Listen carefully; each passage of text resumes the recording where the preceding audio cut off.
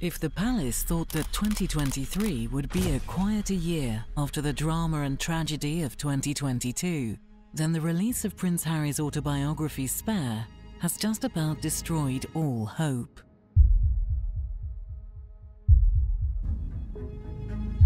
A lot of you tonight have told me you have my back. Well, I'm also here to tell you I've always got yours. The book has caused international frenzy amongst the media and the public. Opinion is now more divided than ever on whether Prince Harry should retain his royal titles. Categorically, no negative story was ever planted with me. And I was the royal editor of the Mail on Sunday and The Sun, two of the biggest tabloids in Britain. Though Harry and Meghan fled the royal family for a second chance at the private life they've always wanted, the world refused to let them go quietly. Despite their escape, the media's continued attention caused a barrage of headlines, flaring up rumour after scandalous rumour about the couple and the royal family. In order to set the record straight, they decided to tell their own side of the story, giving a tell-all series of interviews, podcasts, and Netflix documentary series. Have you had a chance to read your brother's book at all? But eclipsing all of the revelations shared previously, in January 2023, Harry released his controversial and much anticipated autobiography, Spare. Harry's been the one to sort of pull the lever and say enough.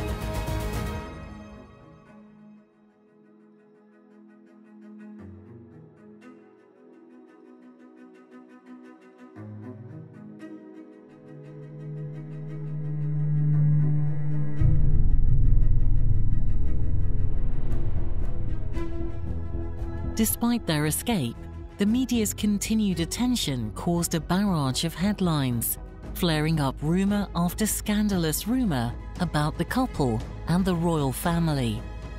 They feel very wronged, but they can't ask for privacy when they've made the Netflix series. It's opening up a can of worms. You'll watch that series and think, the royal family need looking after, they've come out of it better. Or you'll be on the side of Harry and Meghan and think, wow, they had to put up with a lot and I'm on their side. She's becoming a royal rock star. And then Everything changed. There's a hierarchy of the family. You know, there's leaking, but there's also planting of stories.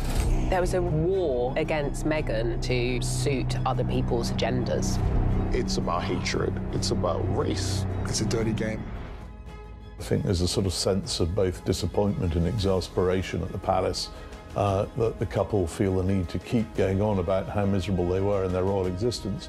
At the same time, the couple feel that they need to keep telling the world why they left. Unlike anything seen before from the royal family, perhaps the only close in comparison to the intimate details shared by the couple is the panorama interview that Princess Diana gave in 1995.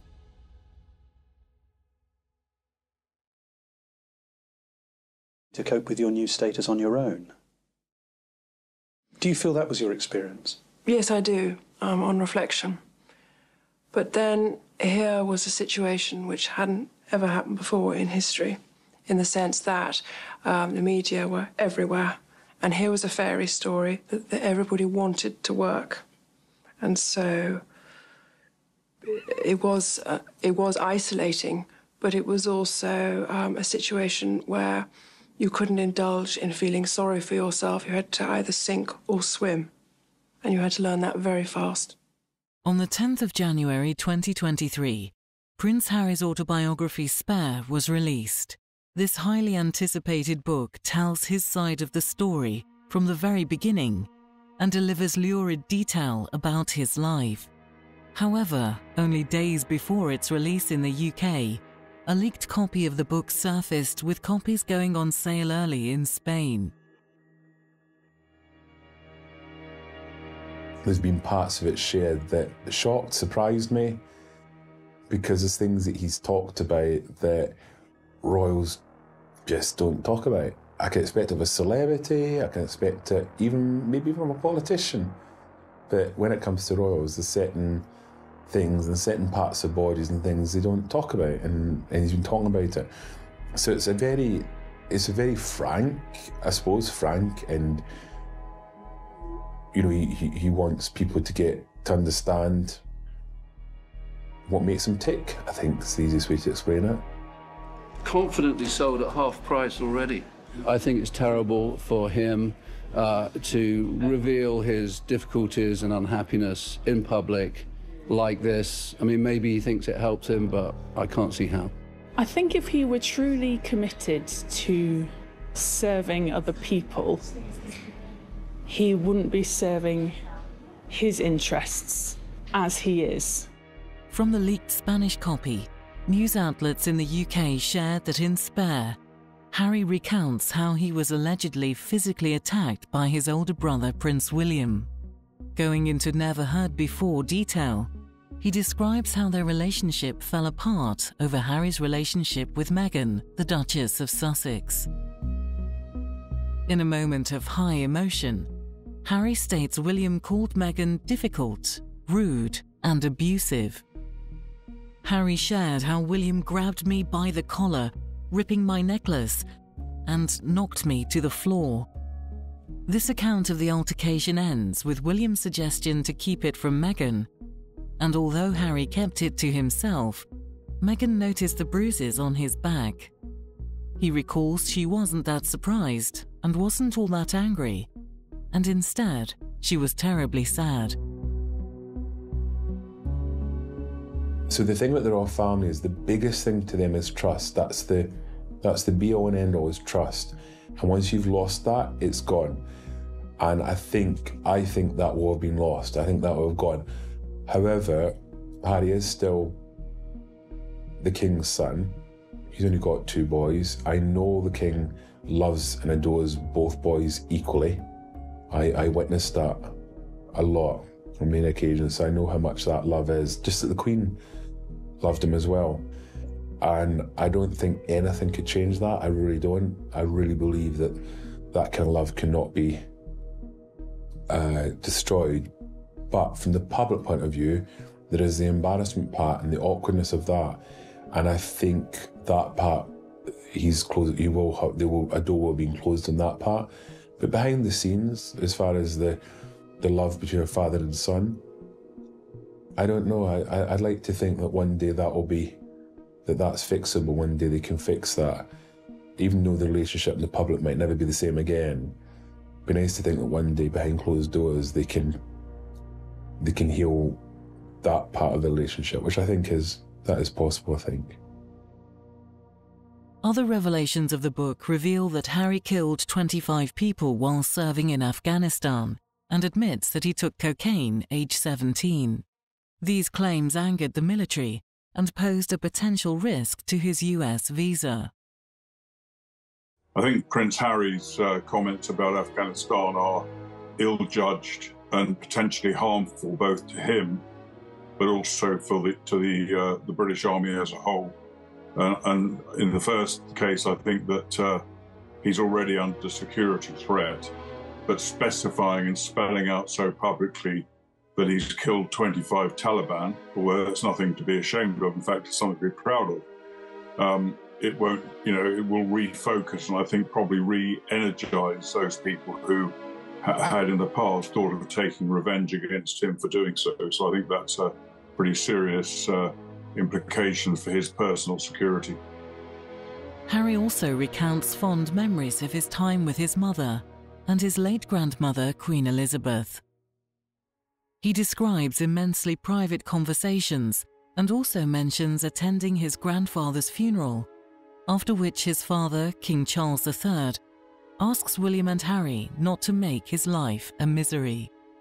Well, in Harry's memoir, there's a reported conversation after Prince Philip's funeral where Charles says to his sons, "Please, boys, don't make my final years miserable." Now, we have no way of knowing that's true or not. Like a lot of the stories in Harry's book, it might be exaggerated, it might be completely false, or it might be a verbatim recording of what happened. But I do feel that his referring to his final years is an interesting idea, because he has no way of knowing how long he's going to live. I mean, none of us do. But what I think he wants to do during his reign is for it not to be miserable, for it to be an uplifting and cathartic experience. Because I think what he would like is that when he dies, the country to be in a better place than when he became king. I mean, we can only hope that he's proved right, but certainly the spat between his sons is not going to go away anytime soon. Harry seems to be doing everything to avoid responsibility, as he claims William and Kate laughed at his infamous Nazi costume he wore to a party in 2005, which he described in their Netflix documentary as one of the biggest mistakes in my life. In a sit-down interview released before the book with 60 Minutes, Harry shares his wish to be a part of the family again. As revelations continue to emerge, it remains unknown whether Prince Harry will attend his father's coronation in May, and if it will be possible to rectify their relationship. I think that the general public, the public at large, would be amazed if they knew the level of manipulation and negotiation that goes on between the royal households and tabloid editors and newspaper editors. I mean, I've given this so much thought. I would say categorically no negative story was ever planted with me, given to me. And I was the royal editor of the Mail on Sunday and the Sun, two of the biggest tabloids in Britain. As revelations continue to emerge, it remains unknown whether Prince Harry will attend his father's coronation in May, and if it will be possible to rectify their relationship. My feeling about the Harry and Meghan situation is that Harry is an attention-seeking imbecile who has created a difficulty for his family that never needed to be created. I feel sorry for him on a human level. I feel sorry for what he's been through. I feel sorry for all the things he went through as a child. The fact that he has decided to take out his frustrations and vexation, not just on his family, but on it now seems the world at large, means that it's a story that never needed to exist, and it's just going on and on and on. To be, I suspect, an element of whinging in this book, which I think, you know, we've kind of got the message now. And if he was to come out with some deep, dark secrets about the royal family that we don't know, I would think that would reflect very badly on him. Amazing and surprising and fantastic if this book put that all to rest and said from now on we're going to be a family. It's quite okay for Harry and Meghan to live in America, but to come over here and be part of the family in the holidays.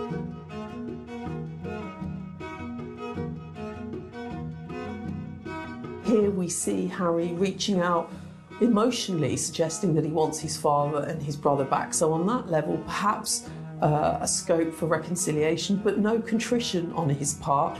And all of this now builds towards, you know, the prospect of the gathering of the family, of the firm at the coronation in May. On December the 8th, the all-access documentary series released, titled Harry and Meghan. The Sussex brand, both in the UK and America, is being helped in one way by this Netflix documentary series by bringing the Sussexes back onto our radar screens, if not our TV screens. So there is perhaps a fear that out of sight means out of mind, and by cooperating with Netflix on a documentary like this, it gets us all talking about them again, and it keeps them in the limelight, and it keeps their brand of Harry and Meghan alive. This was the couple's attempt to get across their own side of the story, from their meeting and attempts to integrate into the royal family, through to their departure. The series is unlike anything seen before, only close in comparison to the Panorama interview with Princess Diana in 1995. Years of stories half told and whispered through the media were expanded and clarified. The couple's first introduction was via an Instagram post, Harry revealed. Meghan spoke about the whirlwind of pressure meeting Prince William and Princess Kate for the first time.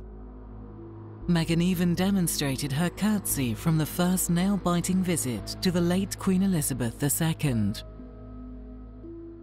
Meghan claims that her wardrobe was strictly controlled during her tenure as a royal. Barred from bright colours to avoid clashing with the Queen, Meghan chose to wear camel and beige in order to blend in and not stand out. Harry, the Duke of Sussex, is seen in the show proclaiming that royals don't marry for love. Instead, they feel incredible pressure to marry someone that fits the mould. The fallout from this series has seemingly caught the entire world in a fierce debate. And it seems everybody has something to say about what the couple had to say. If he wants to get something across, it is important. I have no issue with that at all. I think if he wants to get something across, I think that's one thing that we always do. We always hide things, and that's why you end up with, sadly, so much mental health. And so I think it's important that they can. Royals should be able to express themselves to everyone else. But I think the problem is it's the way it's been done. Doing it on Netflix, obviously for money.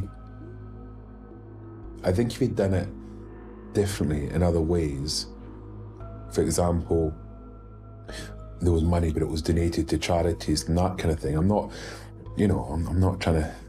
It's a difficult one. It's a really difficult one. But I think if it had been done differently, maybe people would have seen it differently.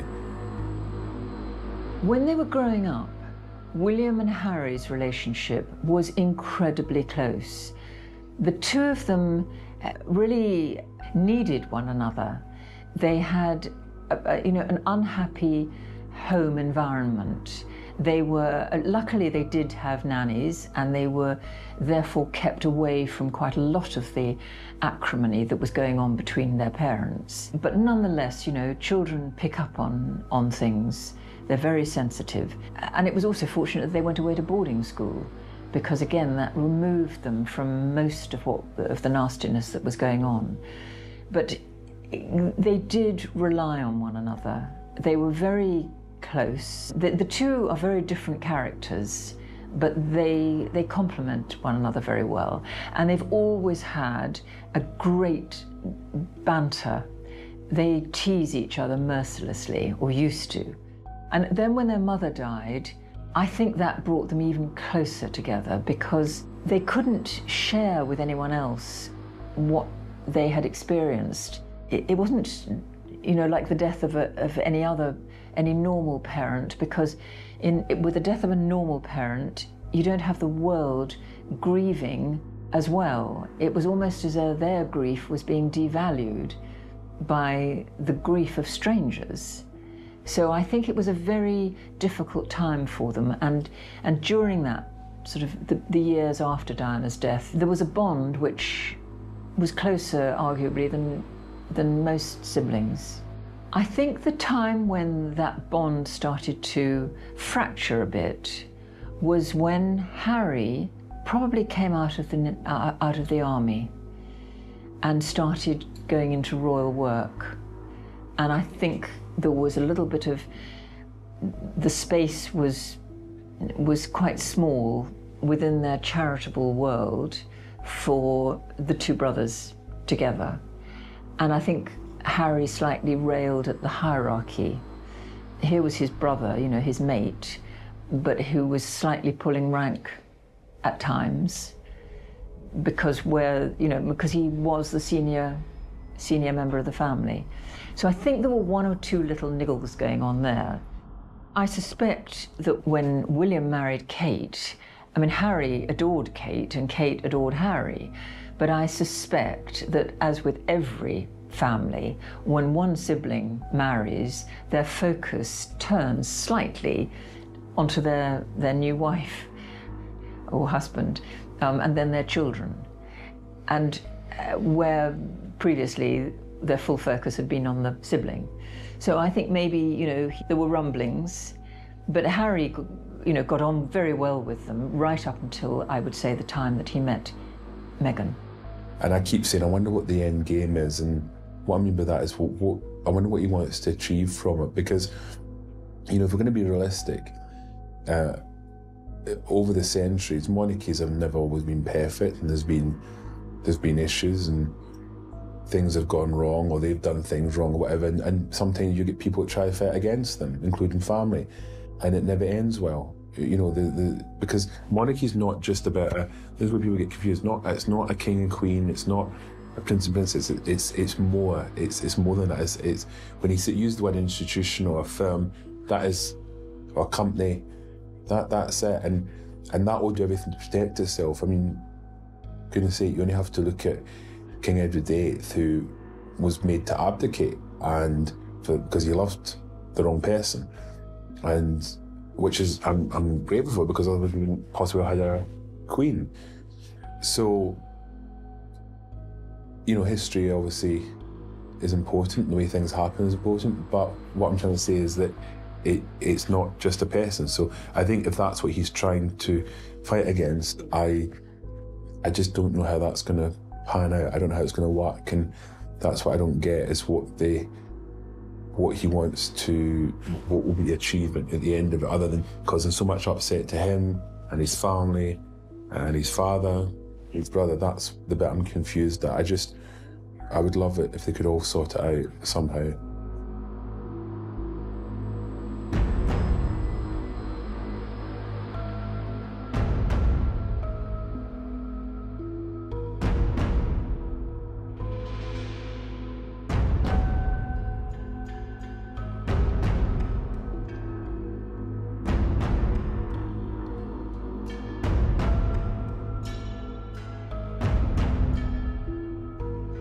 On January the 13th, 2020, royal watchers were on the edge of their seats as Harry and Meghan entered what was infamously called a crisis meeting with Her Majesty the Queen, Prince Charles, and Prince William. This was the deal or no deal moment. The future of the royal family was hanging on the outcome of this critical talk. After several tense hours, Buckingham Palace announced with a heavy heart that arrangements had been reached for Harry and Meghan to leave royal duties behind and pursue an independent future.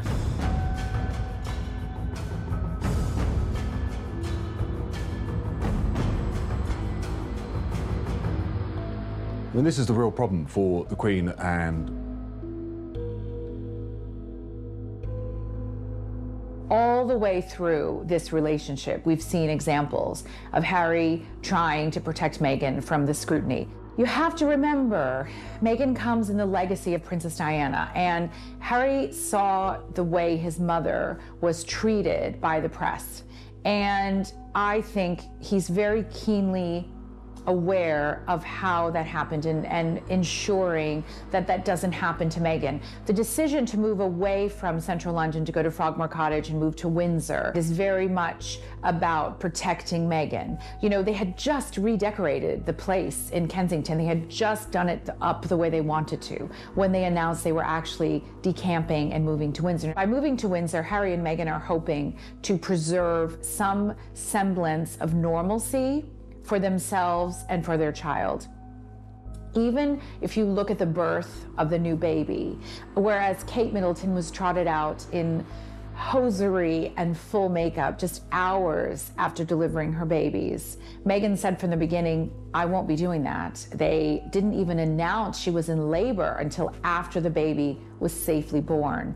All the way through the birth, even in the last weeks of her pregnancy, Meghan was not seen. And all the way through her birth, Meghan has maintained a determination, along with Harry, to keep certain things private, to keep protected their family. And they are not following the royal script. They are consistently deviating from what's been done before. And some people think it's admirable and some people think it's not. But ultimately, Meghan and Harry are doing things their own way. Public reaction was divided, to say the least.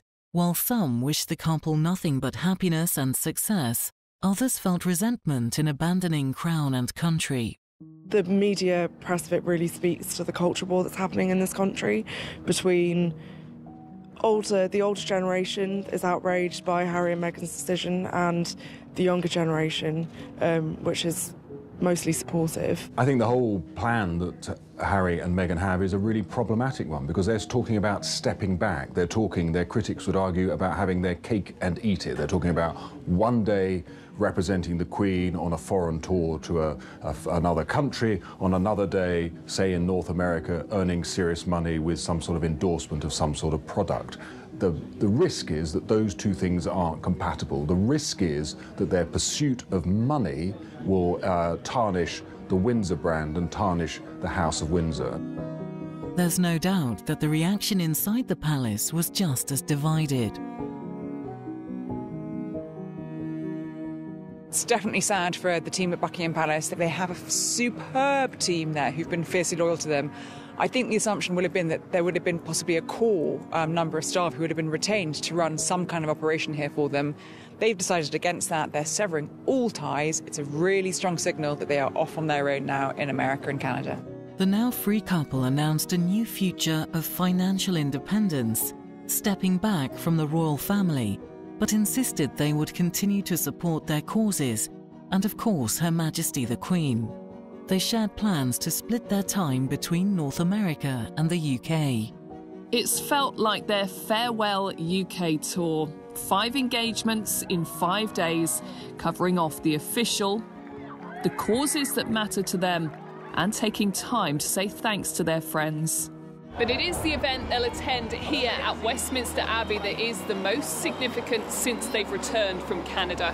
Because when they arrive at the Commonwealth Day service, it will be the first time that we've seen them alongside other members of the family since they announced they want to step back as senior royals, and everyone will be watching the body language. Every year since they got married, they've been to the service. Reaching out to the Commonwealth has been a big passion for both of them. Their attendance this year will be a reminder that whatever has gone on behind the scenes, they are still family, as this is one event that is hugely important to the Queen. When they got engaged, there was a sense this was a couple excited about what they could achieve together. A few days later, they carried out their first walkabout, but the scrutiny has proved too much and palace life too stifling, leaving the Queen with no option but to agree they can step away at the end of this month. In just over 2 years, they have fulfilled every aspect of royal life. Today is expected to be the last of those official duties. In the end, their life together had to come first. And just like that, as quickly as the whirlwind romance had started back in July 2016, less than 3 years on, they were gone. You know, the monarchy finds itself in a moment of turmoil, flux and a genuine crisis because, of course, this has opened up a Pandora's box. There are so many wider issues at stake. The future of the monarchy, this streamlined monarchy that you keep hearing people talking about. What does that actually look like if Meghan and Harry do step down? On their new website, the Duke and Duchess published what was effectively a manifesto of how they're going to deal with the media in future.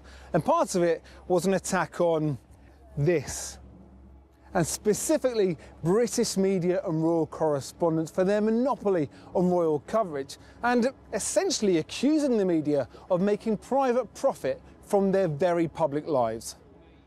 They talk specifically about the Royal Rota, where British media cover royal events to be distributed around the world. Obviously claims they feel they've been hounded by the media, etc. But in reality, there's been nothing like that.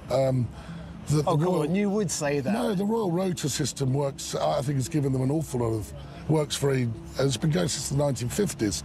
And one must remember that this is an unelected institution that relies upon media, publicity, the public support for its life's blood. They are in control, they release the images, they choose who comes and talks to them. I mean, that's a relationship that works in Hollywood, that's a relationship that works with celebrities. It's a great open question whether it's a relationship that can work with a senior, active member of the British royal family. The couple decided that they wanted to leave royal life behind and make a break for freedom. But the palace were not receptive.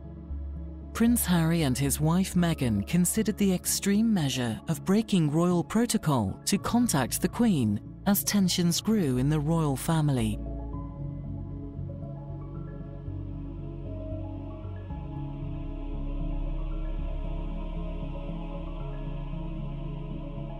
Meghan fell pregnant very quickly. They hadn't been married that long when she got pregnant. And according to all reports and rumors, they had just started trying and she got pregnant. Now, Meghan was not extremely young. You know, in pregnancy terms, 36 is geriatric. I mean, that's literally the term. So I think they didn't want to wait around. They knew they wanted a family and they didn't know how long it would take, but it happened very quickly. And I think both Meghan and Harry were surprised at how quickly it happened, but it's all the more of a blessing.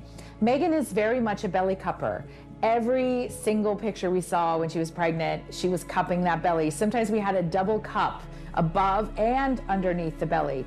You know, this is something a lot of celebrities do on red carpets. Meghan Markle is a celebrity. She's an actress. She knows about angles. She knows about what makes a good picture. She knows about what's a good story visually. She's smart, and she has used some very smart strategy in her role. There's nothing wrong with that, by the way, to use the knowledge you gleaned in one field and career in another one. Meghan Markle has been one of the most stylish pregnant women that we've ever seen. She didn't favor maternity clothes. She tended to wear designer clothes which would accommodate her bump. Meghan has a very slim, long, lean, beautiful figure, and she was able to wear designer clothes all the way through. She looked gorgeous the entire pregnancy. The only visible difference apart from the bump was her face was perhaps a bit fuller, and actually it just made her look even younger to have the kind of rosy cheeks that she had through the pregnancy. Pregnancy very much suited her, and I would be shocked if this is the only baby that these two are going to have. Meghan's pregnancy was actually announced during her first royal tour, and there was a backlash actually because it was announced so soon after Princess Eugenie's wedding. A lot of people felt that it had stolen the thunder for poor Eugenie, who had gotten married literally like the day or 2 days before. It was ridiculous because Meghan has the right, first of all, to announce her pregnancy anytime she wants to. And probably they waited until after Eugenie's wedding to announce because they didn't want to steal her thunder. But Meghan was in the middle of a royal tour in which she was probably going to miss engagements due to morning sickness or fears for her getting pushed to jostle too much in the crowd. She had to explain herself. And she had the right to stay home if she was tired one morning when she was in the early throes of pregnancy. So I think Meghan and Harry felt they had to announce in a way because she was in the middle of a royal tour. She probably was going to get a little more tired, and there might be obvious bump pictures which would just set off a fury of speculation. Meghan showed very early in her pregnancy. She was only a little bit pregnant and she already had a bump. So I think it was a necessity really for Harry and Meghan to announce the pregnancy as early as they did. Prince Harry, have you got any news you want to share with us and the world? Yes, I'm very excited to announce that Meghan and myself had a baby boy early this morning. A very healthy boy. Mother and baby are doing incredibly well. It's been the most amazing experience I could ever possibly imagine. How any woman does what they do is beyond comprehension, but we're both absolutely thrilled and so grateful to all the love and support for everybody out there. From everybody out there, it's been amazing. So we just wanted to share this with everybody.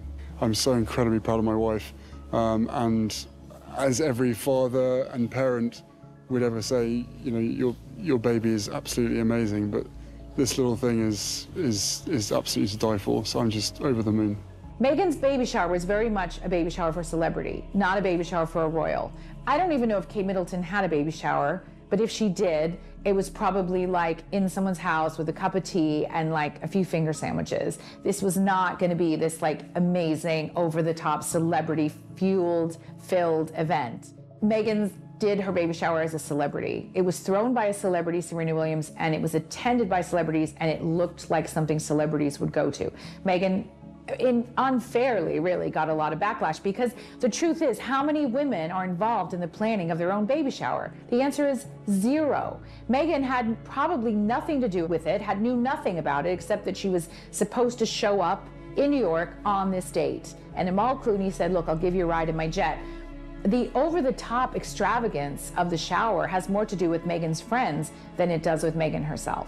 One thing that was very sweet about the baby shower was Meghan actually didn't open any of the presents. She wanted to wait and open them together with Harry. She took them all home with her and they opened them together as a couple. This is really unprecedented. I mean, normally one of the highlights of a baby shower is watching the mother-to-be open everything. So this broke with tradition, but she didn't want Harry to miss out. In the lead up to the birth, Harry and Meghan both said they didn't want to know the sex. They wanted it to be a surprise. So they had to obviously then choose girl and boy names. Had it been a girl, Diana was very much a favorite name, and I believe it was very likely that Diana would have been the first name, or at least in the middle of that long name. And the reason is, you know, from the beginning, Harry and William both have included their mother whenever possible in their relationship. And I think it grieved them both that she wasn't there when they married. She wasn't there to see her grandchildren. And so I believe with all my heart, Diana is probably in future going to be a girl's name for this pair. In terms of boys' names, there were a lot of names initially floated around. They were all connected with royal tradition, but not typically traditional. So for example, Alexander, which is a perfectly acceptable English royal name, but not as commonly used. And other sort of middle names that the royals have had, like Arthur, were 2 of the names that were favored at the beginning. On March the 7th at 8 p.m, CBS aired the landmark interview led by TV legend Oprah Winfrey. The 2-hour interview has caused an incredible fallout, the magnitude of which still cannot be fully understood. It was the interview that some within Buckingham Palace must have feared, but Prince Harry and Meghan Markle's discussion with Oprah was more revealing, explosive, and potentially damaging to the royal family than many could have imagined. Harry and Meghan left as working members of the family, left the country, went to Canada first, then America, and then gave that devastating interview to Oprah Winfrey, in which Meghan said that Kate had made her cry just before her wedding over a bridesmaid's fitting, where there had been a rumour long before that Meghan had made Kate cry. So in this interview, she wanted to correct that story and make it clear that Kate had made her cry. Allegations of racism within the family itself and Meghan's admission that she felt suicidal during her pregnancy have been splashed across newspapers in the United Kingdom. Throughout that 2-hour TV special, both Harry and Meghan spoke with eye-opening candour, delivering accusations and rebukes that outweighed even Princess Diana's landmark interview more than 2 decades earlier. Prince Harry's relationship with the media went bad and has got progressively worse ever since his mother died. He believes deeply and profoundly that the media contributed to his mother's untimely death. So ever since her death, he has tried to find an accommodation, and that accommodation has been his acceptance that the intense interest in him could be used by him to throw focus on issues that he is passionate about.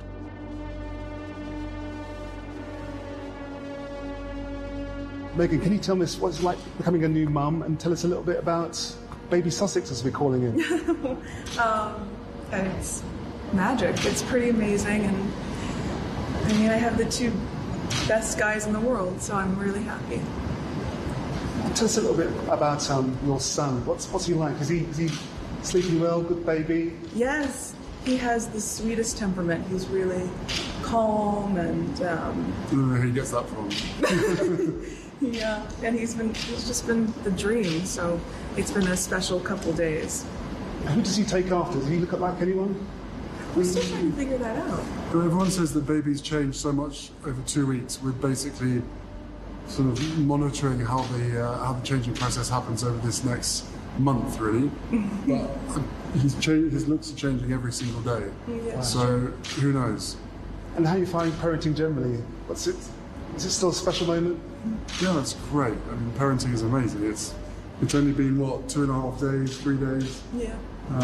But we're just so thrilled to have our own little bundle of joy, and be able to spend some precious times with him as he slowly starts to grow up. And I hear you're off to see two special people in a minute. Yes. The Queen and the Duke. Yes, and we just bumped into the Duke as we were walking by, which was so nice. So it'll be a nice moment to introduce the baby to more family, and my mom's with us as well. So it's been a really... Here we go. Guys, thank you. Thank you all so much. Thanks for your time. Thank you. Thanks a lot. And thank you everybody for all the well wishes and the kindness. It really just means so much. Thank you. Behind the tall walls of Windsor Castle is where fewer than 25 guests were invited to witness the newest royal baptism. Those invited taken discreetly to the tiny private chapel. Outside, though, the streets were thronging with people. Those hoping to catch a glimpse of the royal christening, though, were left disappointed. We do pay for the royal family, including Meghan and Harry, and I think that they could have given us a little, a little something. I think it should be public, it always has been. Why change it? It's their decision, it's their family. It's not as if they're direct in line. And this royal watcher says the public may have to get used to this royal couple's desire for privacy. Well, it seems to be the case that Harry has decided he wants his little boy to have more of a private life. He feels he's a long way from the throne and wants to enjoy some type of privacy. But it could be a problem because no matter what you do, he is growing up in a royal goldfish bowl. He has got two of the most famous parents in the world. Today's christening is a very different royal event, part of the continuing desire by the Duke and Duchess of Sussex to raise their son Archie out of the spotlight. And they're a couple determined to do things their own way. Harry claimed that when they left the UK for Canada, Prince Charles stopped returning his calls, and this left them feeling they were on their own. According to Harry, the royal family completely cut him off financially around the first quarter of 2020, when they decided to become independent from the royal family. This left him concerned for his safety and the safety of his family. He said that he is now living off his inheritance from his mother.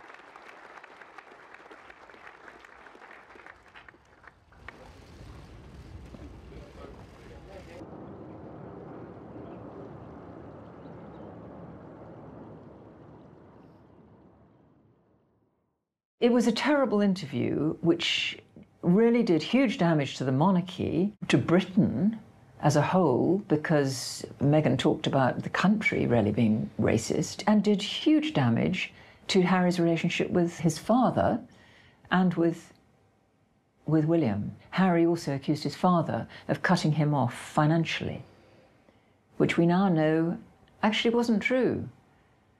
We now know several things that were said in that interview were not true.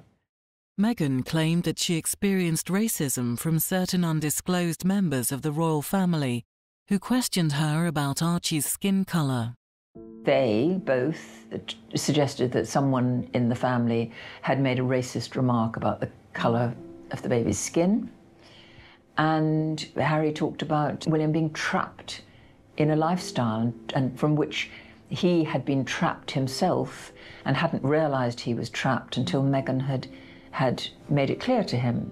You know, Meghan herself has talked about the challenges of being biracial. She has said, I wasn't black enough for the black roles, I wasn't white enough for the white roles, and I was in the middle as a mixed race woman. And her journey has been, in part, to find the strength and dignity and passion for that role and embodying a beautiful, strong, mixed-race woman and all of that means. Meghan is re-educating people. There's never been a mixed-race royal baby as we have now. And this is an incredible thing. I remember I was at the royal wedding when Meghan and Harry got married. I was in Windsor.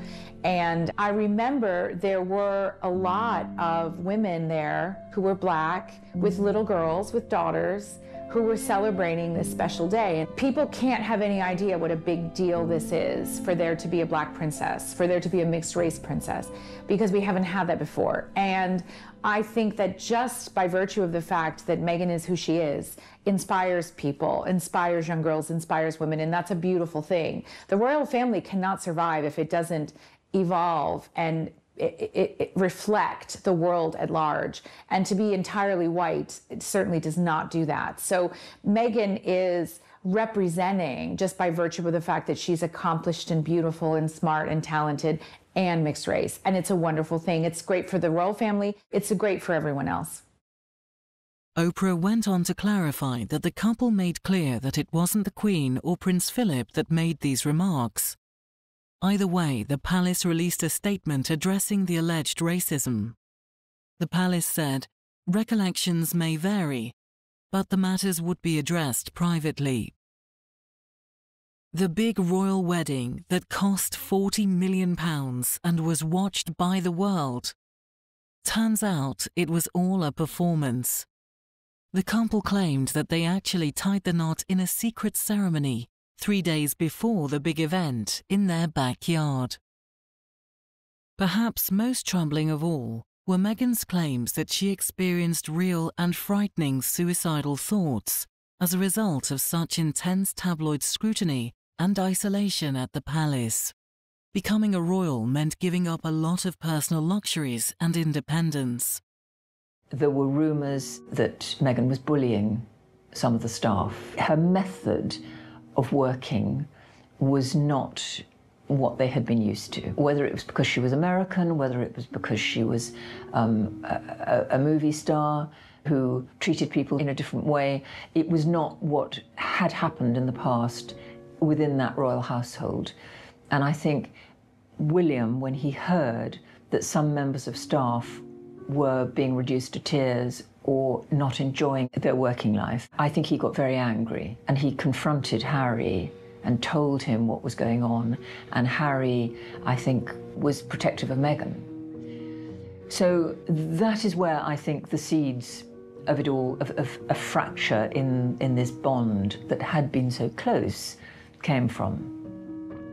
Then, of course, Harry and Meghan left as working members of the family, left the country, went to Canada first, then America, and then gave that devastating interview to Oprah Winfrey, in which Meghan said that Kate had made her cry just before her wedding over a bridesmaid's fitting, where there had been a rumour long before that Meghan had made Kate cry. So in this interview, she wanted to correct that story and make it clear that Kate had made her cry. They both suggested that someone in the family had made a racist remark about the colour of the baby's skin. And Harry talked about William being trapped in a lifestyle and from which he had been trapped himself and hadn't realised he was trapped until Meghan had made it clear to him. It was a terrible interview which really did huge damage to the monarchy,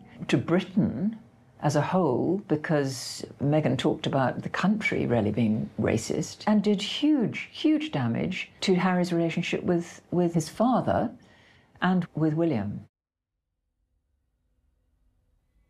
2 years after Prince Harry and Meghan Markle stepped back as senior members of the royal family, the couple returned to the UK for an exceptional reason.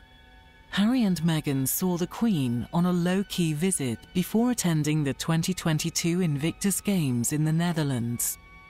The secret visit came almost a year after Prince Philip's funeral, which had been the last time Prince Harry was believed to have reunited with the Queen and the extended royal family. On September the 8th, 2022, while Meghan and Harry were in London preparing to attend a charity event, Queen Elizabeth II died at Balmoral Castle in Scotland. Buckingham Palace has announced the death of Queen Elizabeth II, the longest reigning monarch in British history. The Queen died peacefully at Balmoral this afternoon. The King and the Queen Consort will remain at Balmoral this evening and will return to London tomorrow.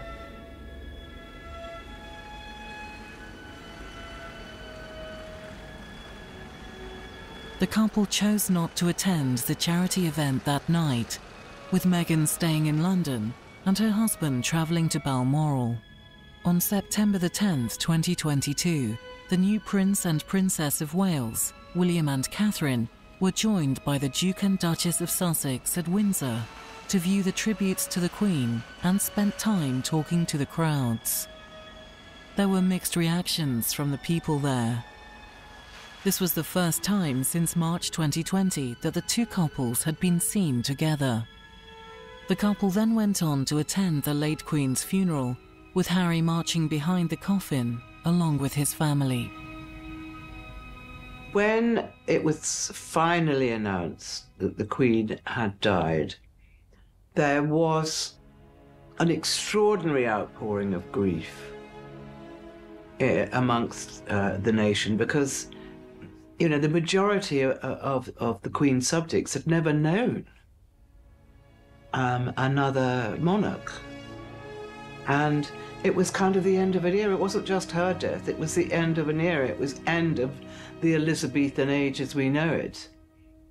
And of course it was all so dramatic and so beautifully staged that made it even more poignant. The soldiers, the wonderful music, the people that used to work for the Queen walking behind her coffin was very, very moving. And the crowd, we know, was crying. Or they were crying, or they were cheering, or they were just silent, completely silent. You could hear a pin drop. I remember when Diana died and the day of her funeral, you could just hear the birds. You couldn't hear anything else. No sound from the crowd. And that is a sort of real high emotion.